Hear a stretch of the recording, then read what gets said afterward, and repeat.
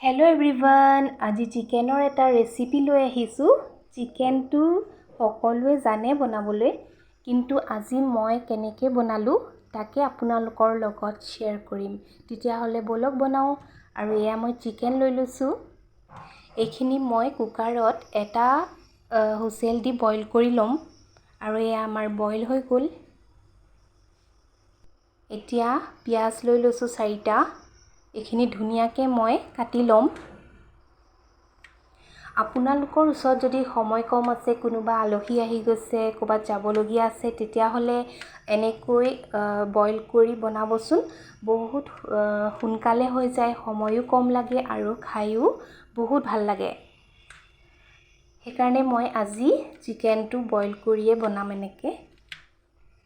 এতিয়া মই পিঁয়াজখিনি এনেকৈ কাটি ল'লোঁ। তাৰপিছত মই 3টা বিলাহী লৈ লৈছোঁ। আৰু বিলাহীখিনি মই ধুনীয়াকৈ কাটি ল'ম। মই ইয়াত বিলাহীৰ গুটিখিনি পেলাই দিয়া নাই। আপোনালোকে যদি গুটি দিব বিচৰা নাই, তেতিয়াহ'লে উলিয়াই দিব পাৰে। মই বিলাহীখিনি ডাঙৰ ডাঙৰ টুকুৰাকৈ ৰাখিছোঁ, কাৰণ মই এইখিনি মিক্সিত পিচিমহে। সেইকাৰণে ডাঙৰ ডাঙৰকৈ কাটি লৈছোঁ এনেকৈ। আৰু চিকেনটো কাৰ কাৰ ফেভৰেট হয় বাৰু জনাবচোন। মোৰ কিন্তু বহুত ফেভৰেট হয়, বহুত ভাল পাওঁ চিকেন খাই। চিকেন ফ্ৰাই হওক, চিকেন কাৰী হওক, বহুতেই ভাল লাগে খাই। আৰু এয়া দেখিছেনে, ধুনীয়াকৈ মই কাটি ল'লোঁ। এতিয়া নহৰু আদা মিক্সিত এনেকৈ দি লৈছোঁ। তাৰপিছত কাটি লোৱা পিঁয়াজখিনি দি ল'ম। আপোনালোকে মোৰ ভিডিঅ'বিলাক ক'ৰ পৰা চাইছে প্লিজ কমেণ্ট কৰি জনাবচোন। আৰু মোৰ ৰেচিপিবিলাক আপোনালোকে চাই ভাল পায়নে? যদি ভাল পায় প্লিজ মোৰ চেনেলটো ছাবস্ক্ৰাইব কৰি দিব। তেতিয়া মোৰ নতুন নতুন ৰেচিপিবিলাক আপোনালোকে চাব পাৰিব। এতিয়া মই বিলাহীখিনিও দি ল'লোঁ, গোটেইখিনি ইয়াত দি ল'লোঁ। এতিয়া আমি ধুনীয়াকৈ পিচি ল'ম। এতিয়া ব'লক পিছোঁ।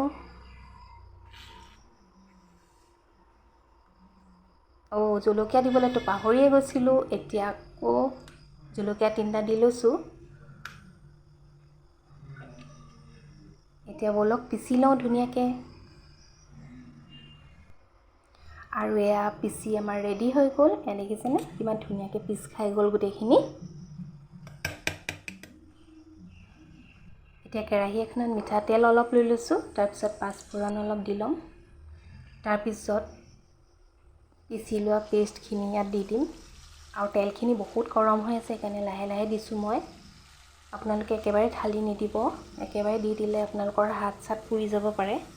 সেইকাৰণে লাহে লাহে ইয়াত দি ল'ব এনেকৈ। এতিয়া মই ধুনীয়াকৈ মিলাই ল'ম গোটেইখিনি। তাৰপিছত মছলা দিওঁ ব'লক। মিট মছলা অলপ দি দিছোঁ।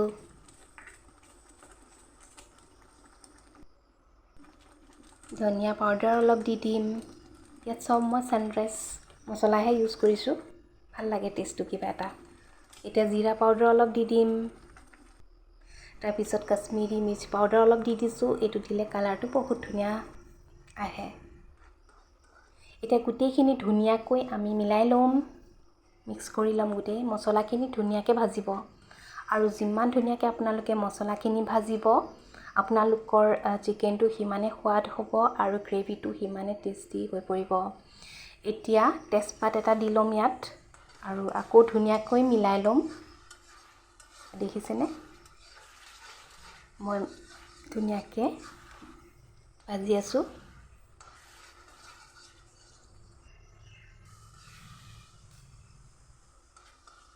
ভালকৈ মিলাই ল'লোঁ।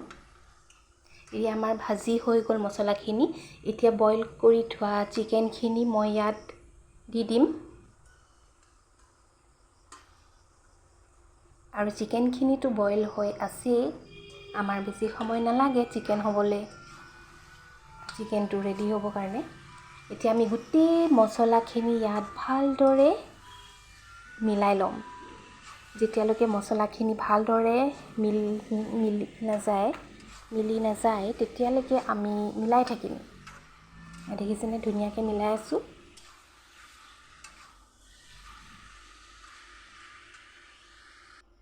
তাৰপিছত অকণমান হালধি দি দিম ইয়াত। হালধি পাউডাৰ দি দিছোঁ। তাৰপিছত আকৌ মিলাই ল'ম ধুনীয়াকৈ। আৰু আপোনালোকে ধুনীয়াকৈ ভাজি থাকিব। যিমান দেৰিলৈকে ভাজে সিমানেই ধুনীয়া হ'ব খাবলৈ। তাৰপিছত আৰু অলপমান মিট মছলা ওপৰতে দি ল'ম এনেকৈ, তেতিয়া মানে গোন্ধটো আৰু ধুনীয়া আহে। তাৰপিছত আকৌ মিলাই দিম ধুনীয়াকৈ। আৰু কালাৰটো কিমান ধুনীয়া উঠিছে দেখিছে?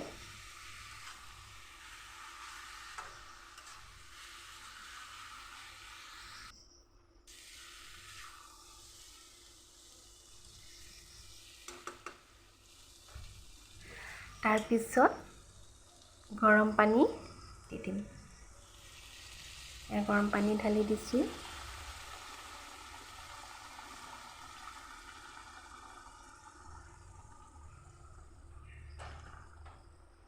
তাৰপিছত ধুনীয়াকৈ লৰাই ল'ব। মিক্স কৰি দিছোঁ ধুনীয়াকৈ।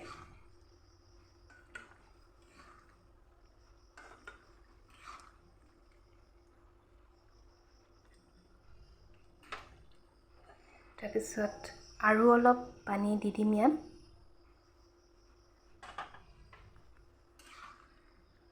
তাৰপিছত আকৌ ধুনীয়াকৈ মিক্স কৰিছোঁ।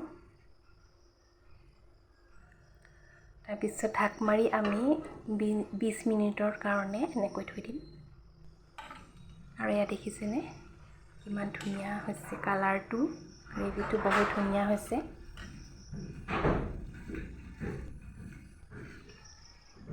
এয়া ধুনীয়া হৈছে কালাৰটো। আজিলৈ আহিলোঁ, বাই বাই।